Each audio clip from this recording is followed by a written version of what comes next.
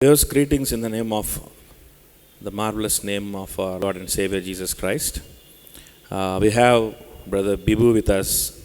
The reason for this talk is we have viewed a small video in Rakshana channel. It's an interview with Brother Light and Flowers, and he and Brother Praveen Pagadala have conducted this interview. And we would like to share some of our observations regarding that interview. And we would like to clarify certain things also.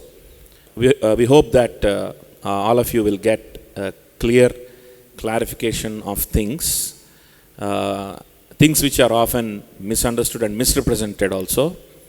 So I hope this talk will be a blessing to you. So let's go into the talk. I welcome Brother Bibu. Thank you, Brother Rakshit, for this arrangement and for this wonderful discussion. Yeah, thank you, brother. Brother, highlighting that talk between Brother Praveen and Brother Light and Flowers, the first thing I noticed is that Brother Flowers, he often mentioned that he is an ex-Calvinist. Okay. So, what is he trying to convey? Is he trying to convey that Calvinism is false and he's an ex-Calvinist and he came out of it because it is false?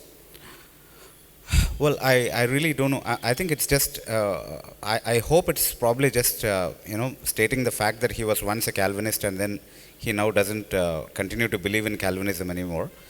But if there is an intention to convey as if because there is an ex-Calvinist, Calvinism is false, then I don't think that's a very valid way of representing any position, because there are people in every faith or in every doctrinal position. For example, there are ex-Arminians who are now Calvinists. There are ex-Calvinists who are now Arminians. There are ex-Calvinists or ex-Arminians who are who would like to be called neither Calvinists nor Arminians. There are ex-Christians for that matter. Yeah. So, I mean, just because there is an ex-Christian, I don't think it means anything against Christianity, right? I mean, because some people have abandoned the Christian faith, it doesn't mean Christianity becomes false. Yeah. So just because some people have moved out of a particular position into another position, it doesn't make anything true or false. I mean, the validity of a certain doctrinal position does not depend on the people adhering loyally to it, Yeah. or whether they choose to come out of that position. So I don't think that of itself proves anything at all, in fact, Brother Rakshit. Yeah, and Yeah. regarding my overall observation, Yeah. he is mentioning that he is an ex-Calvinist, and as if Calvinism is a wrong thing, and he realized it and he came out of it. Okay.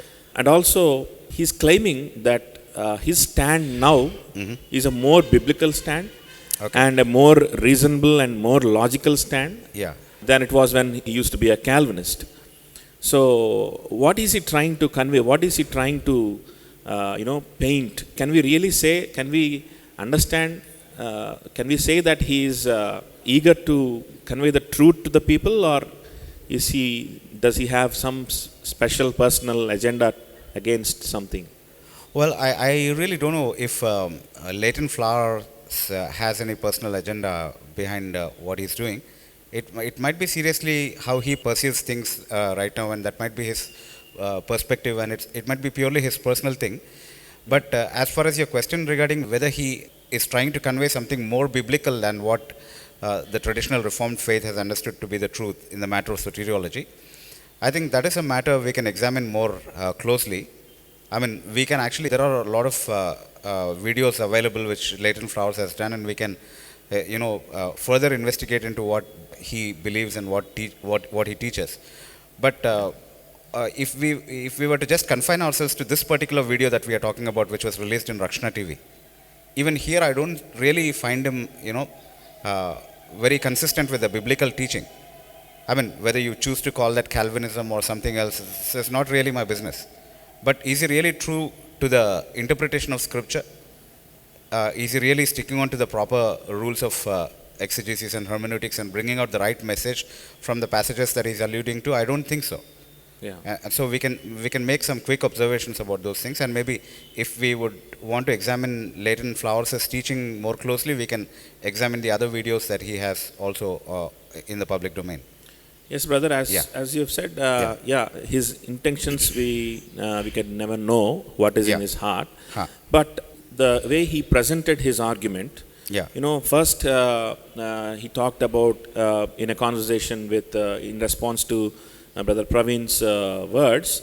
Yeah. He told that some Calvinists are trying to attach their opponents, or they're trying to identify their opponents with a known heretic like Pelagius. Yeah. So this is wrong. He's condemning that kind of practice, and he's telling that some Calvinists are playing this kind of tricks. And Yeah. again in his talk, I found out that he's doing the same thing. He's playing the same trick, and he's attaching Calvinists or Reformed people to Gnostics. Yes, exactly. That's a very good observation you have made, in fact. I think these kind of fallacies are committed from both camps, in fact. People who are Calvinists should not, try to, compare people who hold opposing views to known heretics. They need not do that. They just have to compare the opponent's position with the scripture. Yeah. And I think likewise, those who differ with Calvinism should also, be careful to do that, Yeah. in fact, rather than committing the fallacy of association and associating with them with something or someone else. And in fact, I really don't know, how Gnosticism has anything to do with what we infer from plain teachings of the scriptures, from plain passages of scriptures. Yeah. In fact, I was never convinced about what is today known as the Calvinistic truth from the writings of the well-known Calvinists. Of course, I later read their writings and I was confirmed in my faith. But I came to this kind of a persuasion simply based on the study of Scripture, in fact. Yeah. And Scripture is all that I need for my faith, as a basis for my faith. And I don't see it. You can always compare certain aspects, like Leighton Flowers himself says. You can almost call people who believe in credo baptism as semi-Pelagians. Yeah. Because there is something similar to what Pelagius. He also gives another good example of, just because you believe in the doctrine of Trinity, that doesn't make you a Roman Catholic. Yeah. Likewise, just because Gnosticism might believe in something that closely akins to the Calvinistic understanding, which we have come to from Scripture, it doesn't mean we are Gnostics. Yes. Gnosticism also believes in God, right? Yes. How they define God or how we define God might be another matter of closer discussion. Yeah. Just like, just because Roman Catholics are Trinitarians, there are other details by which we can definitely say the God of the Roman Catholic is definitely not the God of the Bible which we believe in. Yeah. So just like you can get into the details of, the Gnostic understanding of God and find out that God is not the same as the God of Christianity. But superficially it would appear as if, even Gnosticism believes in God, even Calvinists believe in God, or even Christians believe in God, and therefore Christianity has its similarities with Gnosticism. Now that would be a very funny argument to make, in fact, for anyone, for people on both sides. I don't think Calvinists should be doing that. I don't think Arminians or non-Calvinists or anyone should be doing that. Yes. Yeah, that fallacy of association is really, it doesn't really prove anything. Yes, brother. Yeah, yes. And as far as my study about Gnosticism is concerned, brother, it is it's very complicated thing. Mm-hmm. And Gnostics along the history, they're not united in one thing. Actually, they are in themselves. They're divided. So no mystics can be united in one thing. Every mystic thinks he's right. Yes. Because he's got a personal revelation from God. Yes. See? Yes. Yeah. So again, Gnosticism is he's saying that the philosophy of Gnosticism has influenced Augustine, and which in turn led him to teach the sovereignty of God and all those things. Yeah, those are all again same fallacy of association, fallacy of hasty generalization, straw man argumentation. All of those fallacies are involved in those kind of observations. But even as far as my study of Gnosticism is concerned, Gnostic philosophy is not about sovereignty of God at all. Gnosticism is an opponent to Gnostis versus Pistis. That means it is opposing to the faith believers. Well, there may be other aspects which they held on to, which might be similar to some other aspects of the Christian statement of faith. Yes, yes. But that doesn't make Christianity the same with Gnosticism. That's a very bad observation to make, in fact. Yes, yes, brother. In Yes, fact, yes. I'm preparing a small booklet about Gnosticism and how it is crept in Oh, into the okay. present day church also. Yes. And if anyone reads that, I hope they will not come to this confusion. Yes. And coming to the doctrinal issue, brother, he presented an analogy. He said that we are walking along in a park and we find a person playing chess, Yeah. and he is playing both sides, whites Okay. and blacks. Uh-huh. And when we ask him, why are you doing so? Okay. His reply is that this is the only way I can win. Okay. So he is telling that this is what Calvinists believe. Okay. Calvinists believe that God is incapable unless he placed both sides. Ah. So that's the danger in Calvinism. That's what he is trying to convey. Okay. Brother, Yeah. my question is, Yeah. what do we exactly as Calvinists believe? What do Calvinists believe? Well- Do Calvinists believe that there is no will at all? No, in fact, even before we go there, I do not think God is in a competition to win or lose, Yes, yes. I don't think exactly. Calvinists believe that at all. The Bible doesn't teach that God is in a competition with anybody, in fact. Yes, yes. God started off with a definite plan in view. He decreed the end from the beginning, is what the scripture says. Yes. And what he has sovereignly decreed in the eternity past, he brings it to fulfillment in the eternity future without changing it. And that is his sovereign control he exercises as God. Yes. And that is his authority that he exercises as God. I mean, what are we talking about winning and losing? Yes. I mean, why are we bringing God down even to those human standards? Yes. Of winning? Is there any match where God, should compete and win over? I mean, can you even imagine of any equal that can sit down and play on a chessboard with him? Yeah. I mean, he talks about, he can prove himself as a better opponent if he goes and, challenges the grandmasters and wins over every single one of them. Yeah. But which grandmaster would God win over to prove himself to be better? I mean, what kind of an analogy is that? Yeah. It didn't make sense at all to me. I mean, it didn't appear like Flowers wanted to make any honest, representation of his opponent's position at all.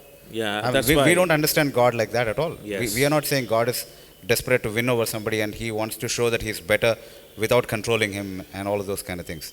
I think we definitely Mr. believe God is just working out his plan and his purpose Yes, in his yes. creation. It's look Yeah. like Mr. Flowers is Yeah. desperate to win over Calvinists. That's true. That's true. Yeah. Yeah, brother, Yes. does total depravity means absolute inability to do any good? Well, in fact, even Dr. Flowers seems to admit that Calvinists don't say that. Yeah. Right? He says we are not as wicked as we could be, is what the Calvinist affirms. And that is true. We are not as sinful as we could be.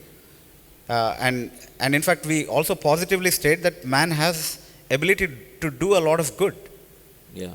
Okay, and so the argument of Dr. Flowers was precisely that if man has a lot of ability to do good with his hands, he also has a lot of ability to see with his eyes and respond. Yeah. Now we are not denying that either. Yeah. And this is the condemnation, that light is come into the world. Yes. And men loved darkness because their deeds were evil. So they could see that their deeds were evil. Yes. They could see light for what it is so that they could hate it. And so we are not denying the fact that man cannot, we are not saying man cannot see at all when we say blindness. Yes. We are not saying, man cannot move at all when we say deadness. Yes. Those are not our definitions at all. Those are being imposed on Calvinists, superimposed on the Calvinist understanding in order to show us in a bad light, I would say. Yes. Because what we understand as Calvinists is that man can do a lot of good, but he can do no good that has any salvific value. Yes. No amount of good that man can do can ever save him. He cannot merit salvation by doing any amount of good deed. Likewise, man, even in his natural state, has a lot of understanding. His eyes are enlightened to see to the extent that he's a sinner, Yeah. that he's bad. But can he ever see enough and hear enough and change his heart enough to be saved without the divine help? Is the real question. Yes. And that I don't think the scripture teaches. Yes. When we talk about deadness, for that matter, Yeah. dead in trespasses and sins. Yes. None of us have any dispute over the fact that it is talking about separation from God. Yeah. Deadness is definitely, an analogy to indicate the separation from God. But why is the, analogy of deadness used there? When we look at the same verse in Ephesians chapter 2 and verse 1, it says, we were dead in trespasses and sins, and God had quickened us or made us alive Yeah. in Jesus Christ. Now, what does making us alive signify? It obviously signifies reconciliation with God and the restoration of that lost relationship from which we were separated, right? Yeah. But who did that? Who brought about that reconciliation? God. Who made us alive? God made us alive in Christ. Yes. And so the analogy of deadness is apt there, because what it's exactly teaching us is that without God making it possible in Christ, we could never have been reconciled with God. Yeah. So the inability is signified by using the analogy of death. So being saved was an impossibility unless God first took the initiative. God chose to work upon us and bring us alive, or that is, bring about that restoration, which we could have achieved by no amount of good that we could have done, and no amount of seeing or hearing or responding with our heart which we could have done on our own. Yes. And that's why the analogy of deadness is very apt there. Yes. When Jesus said, with man it is impossible, for the question, who then can be saved? Yeah. Impossible does not mean it's difficult. Why is it impossible with man? That was precisely the question of salvation, right? Yes. The disciples said, who then can be saved? Jesus says, with man this is impossible, but with God all things are possible. That means even, bringing about the salvation of a man is something which God has to do. Yeah. The same God which said, let there be light, had to command that light to shine, Yes. to remove the real darkness, the real deadness, and the real blindness that we had. Yeah. So all that natural seeing and hearing and perceiving with your heart which you have is deficient of, helping you make that salvific decision. Yes.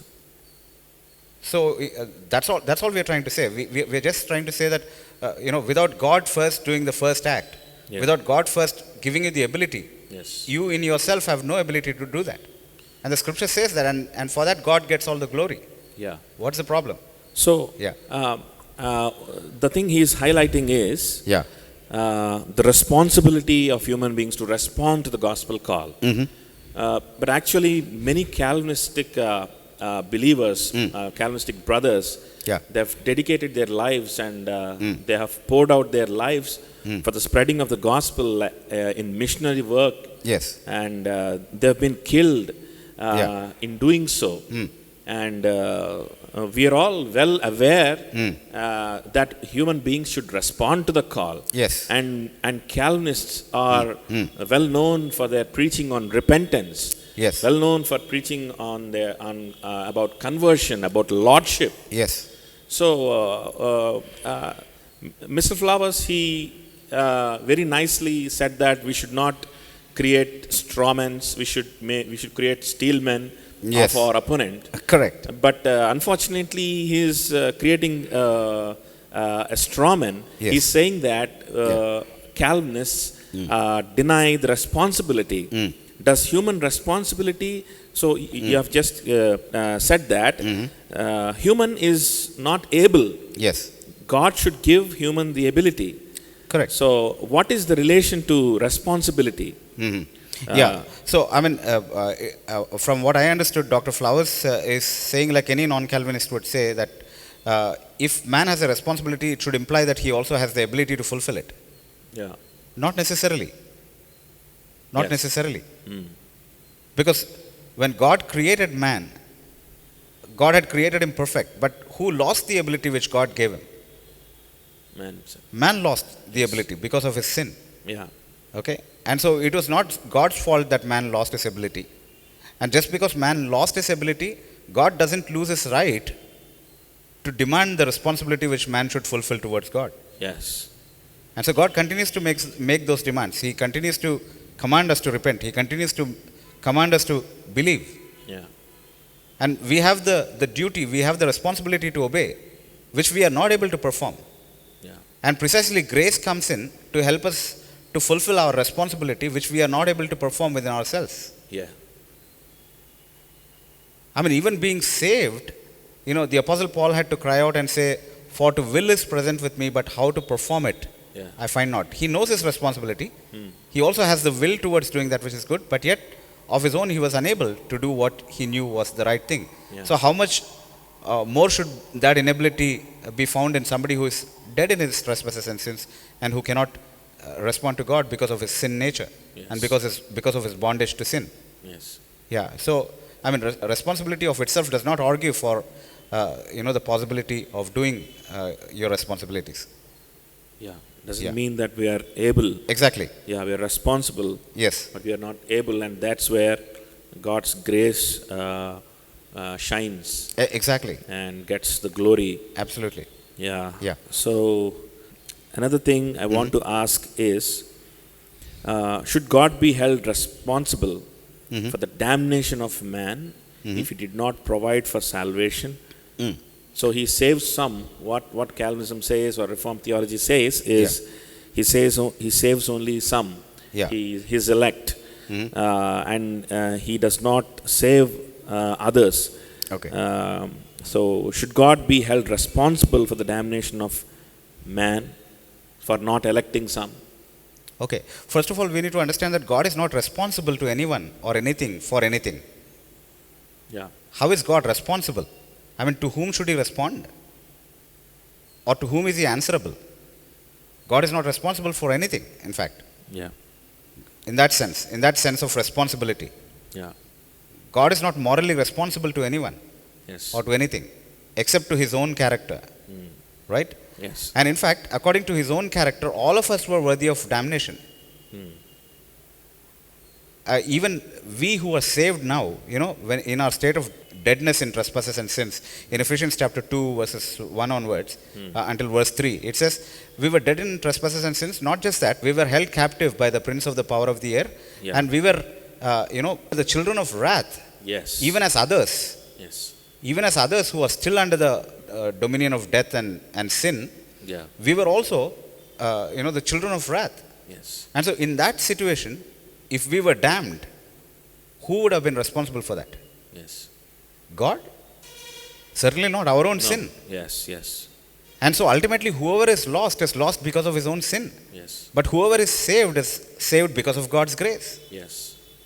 So, there is not a single person who can say, I am saved because of my own merit. Yes. Everyone would say, glory to God, I am what I am by the grace of God, and I am only saved by the grace of God, and God gets all the glory. And for every soul that is damned, I don't think anybody would stand up and say, you are responsible for my salvation, for my damnation. God would be just on the day when he will judge this world. Yes. And every soul will be convinced that they are judged not because God had a responsibility to provide, but because they are responsible to suffer the consequence and penalty of their own sin. Yes. So every man is responsible for his own damnation. And God alone gets the glory for anyone's salvation. I mean, we can hold God responsible if he had an obligation. Was God obligated to save any of us? Had God left all of us without making any provision? We are talking about those modern words, provisionism and all of that. Yeah, but if God had not made any provision at all for anyone's salvation and had he damned all of us, would that make God unjust? No. No, he would have still been just and we would have been responsible for our damnation. Yes. Had he destroyed the world on that day when Adam sinned? Had he destroyed the world at any point in time when he wanted to, when he destroyed the world during Noah's time, had he not left a remnant? Yes. Had he not left a remnant in any generation and had he destroyed the world, whenever he thought it was fully fair enough, and it was fully fair enough, and it is still fully fair enough that God should damn all of us. Yes. And would God be held responsible for that? I mean, what kind of a question is that? Yes. I don't even understand this.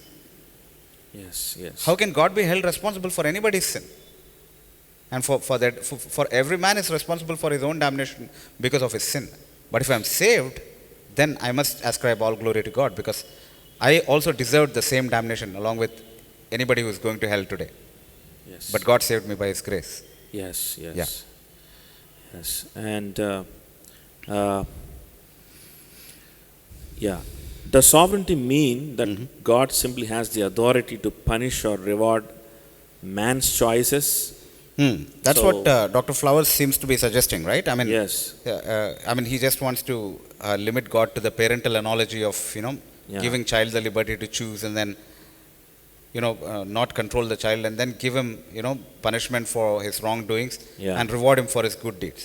Yeah. But would any parent do that, in fact, even within our limited sphere of authority?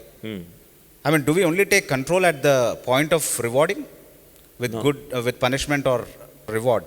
No, I mean, would we as parents take control only at that point? no, we would like to take control over the entire life and Yeah, entire absolutely. And events. if we could control them through and through to ensure that they only had good Yes. and never did something which is wrong, we would have done that, right? Yeah. And God can do that with every single one of his creation.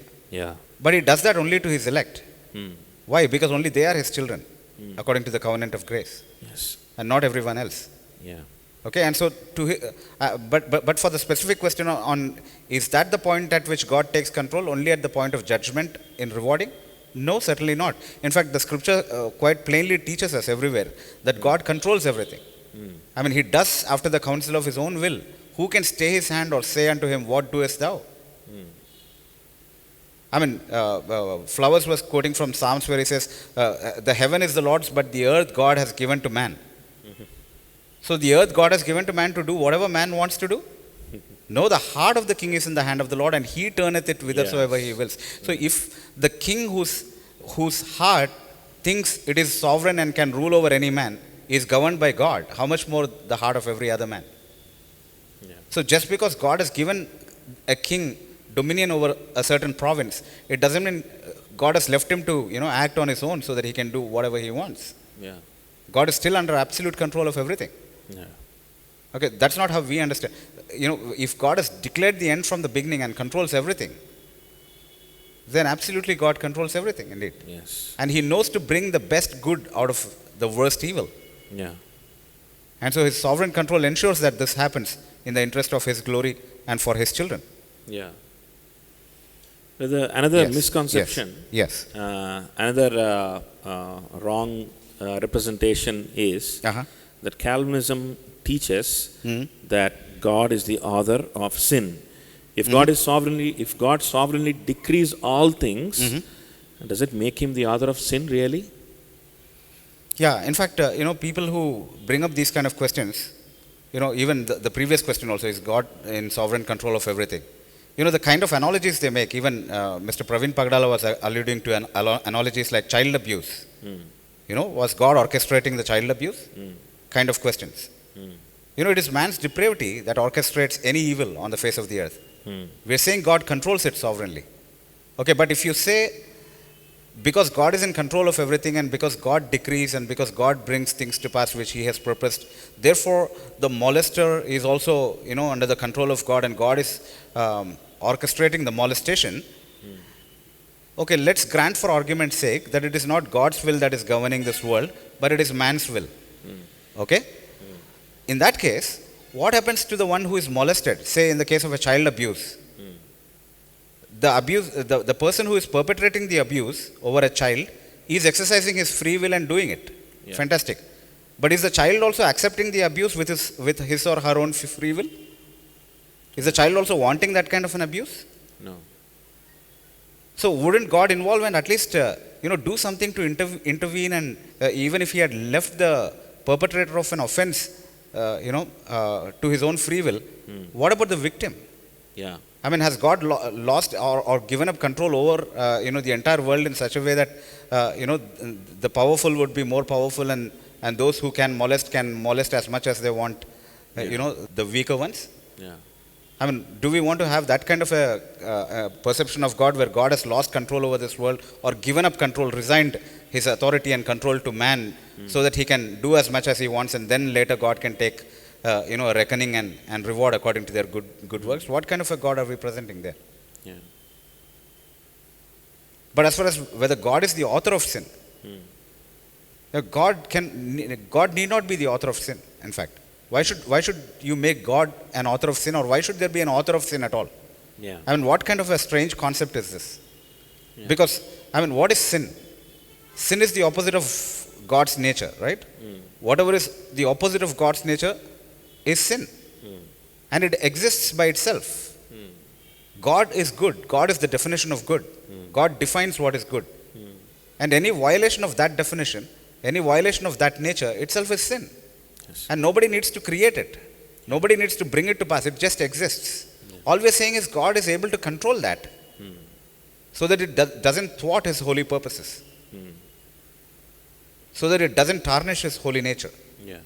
And how he chooses to do that. I mean, molestation is a fact. It is a reality in this world. All kinds of sin is a fact. We see it all around us. But we still have to understand the fact that God is the sovereign ruler of everything. That doesn't make God morally culpable, which is what every Calvinist said. In fact, I want to bring something to your notice here. Mr. Praveen Pagdala, who was interviewing Leighton Flowers, constantly has been sort of creating havoc on the social media, trying to misquote this Calvinist and that Calvinist, trying to make them say what they have not said in the whole context of their work. For example, Arthur W. Pink, as if he has said that God is the author of sin. But where he has expressly said God is not the author of sin, that, Praveen Pagdala would not speak about. Yeah. This is misrepresenting. In fact, what I liked about Flowers was that he was fair to Calvin in saying Calvin admitted that God controls everything, but Calvin also said he would not ascribe sin to God and say God is the author of sin. He may not know how to explain that, but he would admit both. He would say God is absolutely holy so that he cannot be the author of sin. But at the same time, God is still under sovereign control of everything, and whatsoever he has decreed will come to pass. The Calvinists didn't want or could not. I mean, I don't think there is anyone who can solve that mystery as such. I don't think people who call themselves non-Calvinists have solved that mystery. These are questions which both, people on any camp should address and answer. Just because they can shift that onto, human free will or to any other causes, I don't think that solves the dilemma altogether. Yeah. There are problems that they should address still.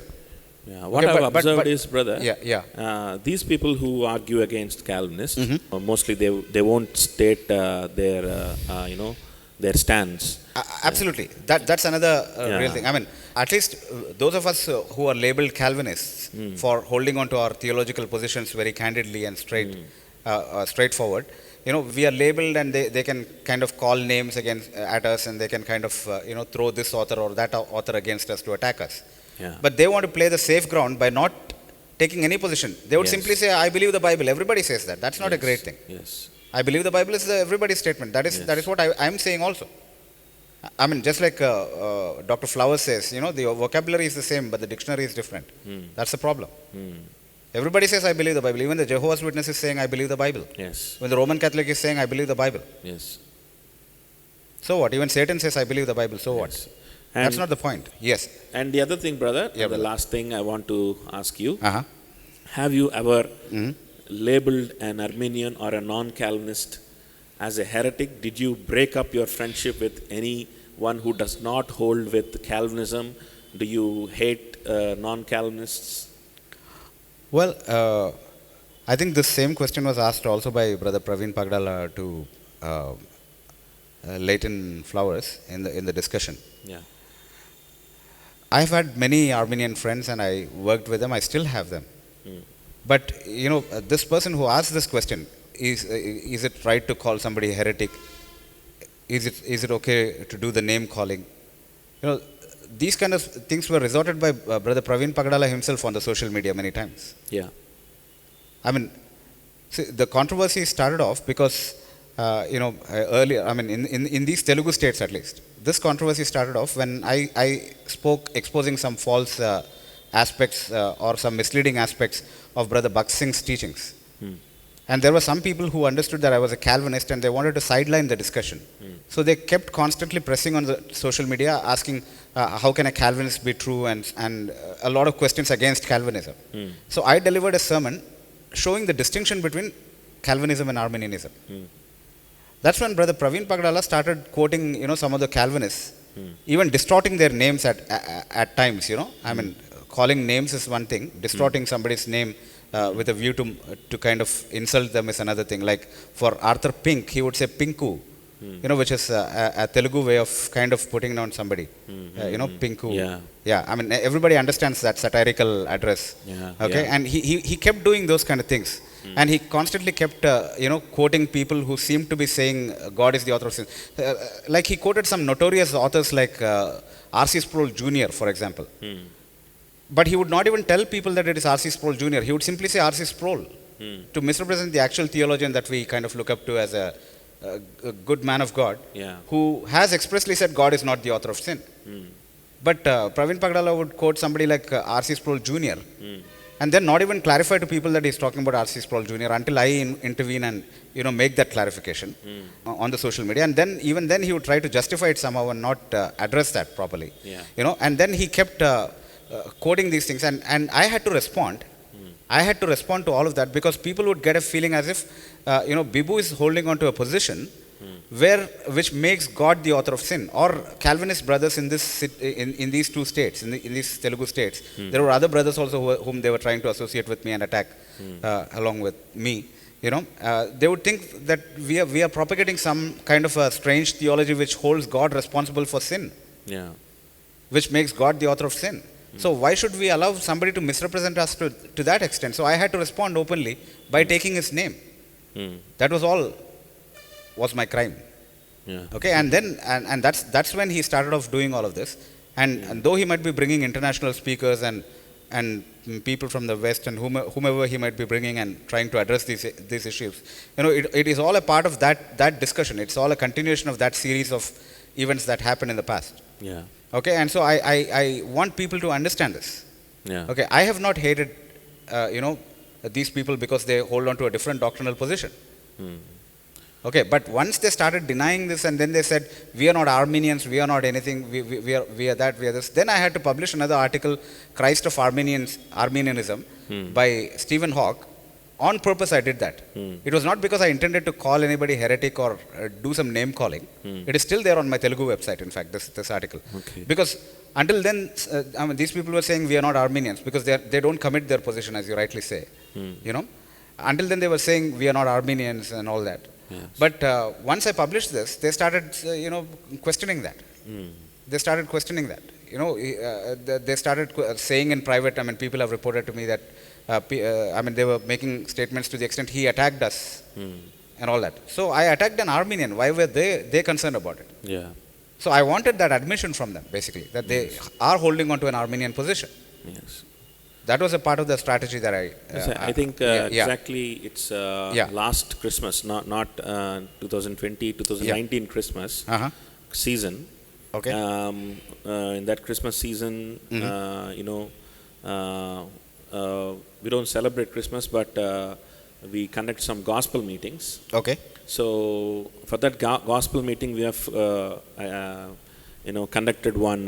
We have arranged a small gospel meeting for students, for medical students, and I called you up. Okay. I think you remember. I called you up and I asked for to suggest a good speaker. Yes. Who can represent the gospel well. Yes. And immediately what you've said is, and I was expecting you to come actually. Okay. And what you said is, I'm a little busy Yeah. with my schedules. Yeah. And immediately what you said is, you asked me to contact Mr. Praveen. Yeah. And he's a wonderful man of God, and he's a wonderful, nice brother Yeah. in Christ. You can call him. Yeah. He will present the gospel you have told. Yes. And I asked you about him because I don't know much about him. Yes. And the way you responded is like he's your own brother in Christ. Yeah. I can remember that. Yes. I don't know which Calvinist has, you know, denied him or denied his friendship, because I read somewhere, I think in social media, or I think I heard him somewhere in the social media saying that, please don't lose your friends. Why do you lose your friends? Please don't lose your loved ones for Calvin's sake. Okay. Like that he's telling. I don't know who abandoned him. I don't know. I mean, I mean, everybody can check back the records and see who started attacking whom. Yeah. I mean, stating our doctrinal positions was not attacking anybody, in fact. Yeah. But he started expressly attacking. Okay, and even when I did those exposés on Brother Bakht Singh, there was no business that he should have, specifically refuted me. He did that. I mean, I'm not saying I have to give word for word in return. That is not my approach at all. But I want to always make sure that my testimony is not, kind of spoiled by these people's misrepresentations. Yeah. I don't want people to, believe into a lie that I'm teaching them some heretical, some wrong position. Yeah. And of course, Praveen Pagdala never takes names in that sense. He's very careful that way. He's very, intelligent the way he exposes people. He would use the specific statements that you have used, and everybody would know that he's talking about you. But, he would always be in that convenient position where he can say, I have not taken your name, so I haven't attacked you personally. But, my approach is different. I'm a little straightforward. I believe in taking names, address people by their names, and if I have a concern, then express it straightforward. That's been my approach. So, that's how I have dealt with those controversies which have happened. So, I don't know if he has those things and he wants to play the victim card in asking this question regarding, name calling and heretics and all of that. But they can check back on the social media records and they would know who did what. Yeah, brother. I'm not Yes. acquainted with brother Praveen much. Yes. And what I know is he's a child of God, and he's a good Christian. That too by your words, through your words. Yeah. And through your testimony. And why I'm raising up his name is because I felt sad that he's labeling Calvinists as people who lose friends. Yeah. Calvinists are people who are like some fanatics. Yeah. They're with their own. They Yeah. don't mingle with others like that. Finally, let's close this talk. One word on that, brother. Sir. Of course, I have reactively, responded in order to balance up with whatever he was doing on the social media. Yeah. I mean, he can use all of those clips to show that I have attacked him personally or whatever. But what I want people to understand is that I have only done that reactively. I have not given any proactive offense to these people. I have only stated my doctrinal positions always. Yeah. Yeah. Let's close this with a small clarification, brother. Yes, brother. So, whom should we actually call as a heretic or a false teacher? Yeah. And are we open, or are we ready to associate ourselves as Reformed people with the ones who does not understand these doctrines, with the ones who are refuting these doctrines? Are we ready to hold our close friendship and love towards them or not? And whom should we call a heretic or a false teacher? Well, I would say any deviation from Scripture is false and is not permissible. Okay. But we all have flaws in our understanding, Yeah. and we are all learning. In fact, Yeah. we all must be in the process of learning. Yes. Okay, and but we definitely do understand that an adamant, vehement rejection of a plain interpretation that comes out of a plain text in the Bible is definitely not tolerable.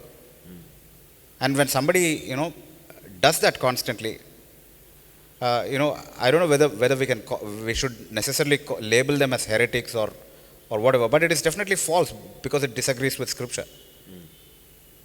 Just because everybody makes mistake, it doesn't justify everybody's mistakes. Mistakes are mistakes, and false teachings are false teachings, and deviations from Scriptures are deviations from Scriptures, and we shouldn't allow them to the best of our knowledge. Okay, and we should be in the business of trying to educate people about the truth. And if there are people trying to contend against the truth, then we must always also keep refuting and answering them. Okay, but we can say the same thing for a Jehovah's Witness, right? I mean, there might be Jehovah's Witnesses who are sincere, who want to really follow the truth, but they might not understand the doctrine of Trinity. They might be genuinely struggling with that concept because it's a complex concept. Yeah. So are we trying to say even if they don't understand Trinity, it's okay? No. We shouldn't call them heretics. Can we say that? I don't think so. Then they would say, there are essentials and there are non-essentials. Then my question is, who decides what is essential and what is non-essential? The church decides? Or does the Bible decide? I think every doctrine in the Bible is essential in its own sphere. Yes. And so we should not allow known deviations, whatever that is.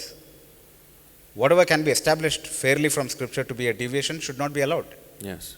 And I think a soteriological position that denies the sovereignty of God and puts man in some position where he can, alter the course of the ultimate end Yeah. is not close to what the Bible teaches at all. Yeah. Yeah. And should we, as Calvinists, Yeah. be isolated?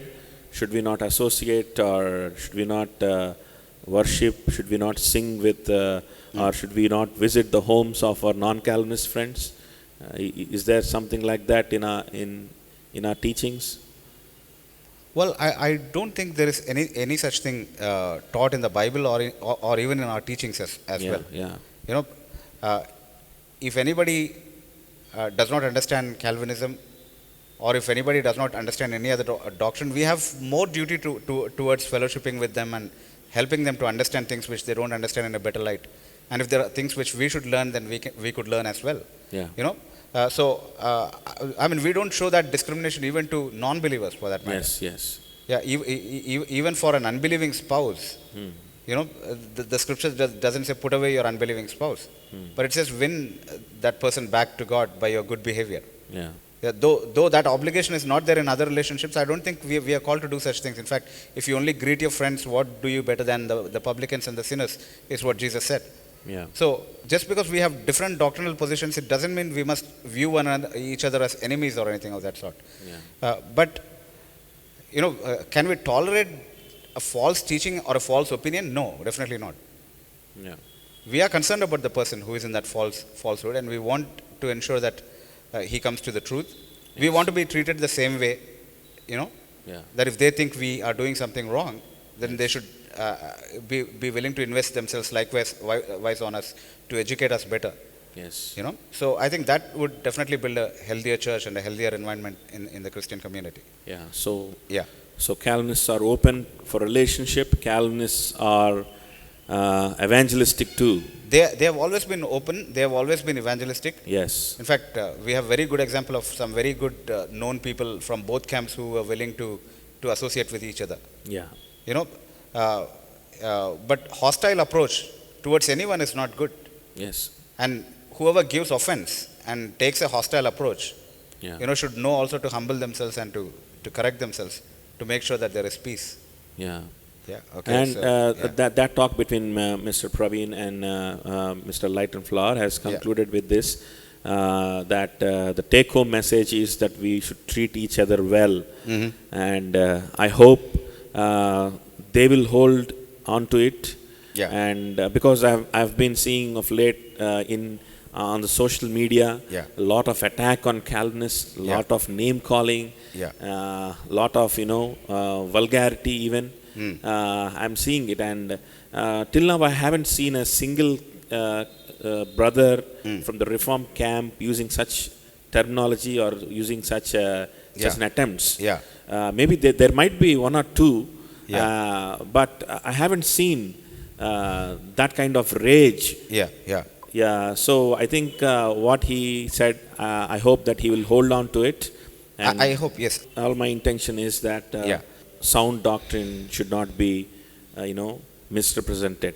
Yes. So, and the sound doctrine in the Reformed theology. Yes. My intention is my goal is that it should not be painted as something wrong. Yes. By misrepresenting someone like you or someone else. Yes. And yes. of course, I've been following you on social media, and many people know you. Yes. And they are following you, and we haven't seen a single attack in a non-Christian way. Yes. Which you have made.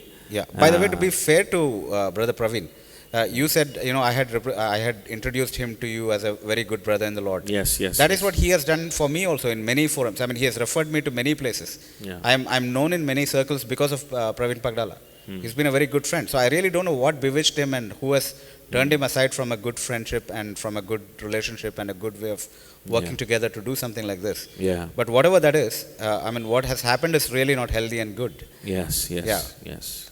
Yeah, it's not my intent to appeal to him to mend that or compensate that in some way or that he should respond in a certain way. Yes. I'm just responding to your specific question, brother. Yes, yes, brother. Yes, Thank yes. you. Thank you very Thank you, much. thank We you, will thank conclude you. with this. And Yes. our main intention is not just to attack Brother Praveen or Brother Light and Flower Yes. in the light of that discussion. Yeah. But we cannot, see and keep quiet while the sound doctrine is being misrepresented.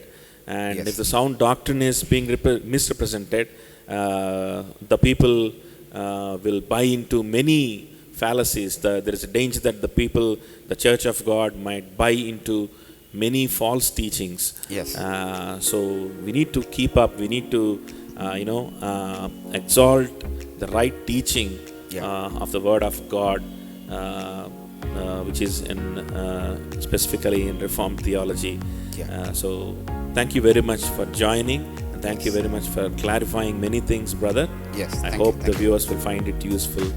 Yes. Yeah. Yeah. Thank you. Thank you for this, brother. Thank you, brother. Yeah.